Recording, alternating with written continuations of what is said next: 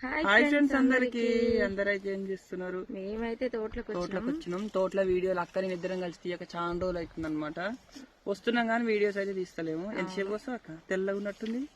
ఏమో మరి ఎర్రగొచ్చేదాకా వస్తాను.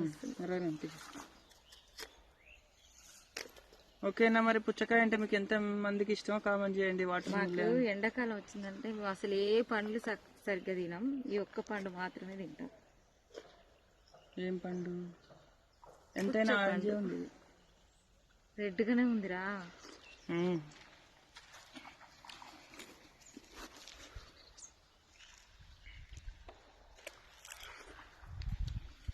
బాగుంది అక్క. ఇదైతే మా సైడ్ 50 రూపాయలు అనమాట.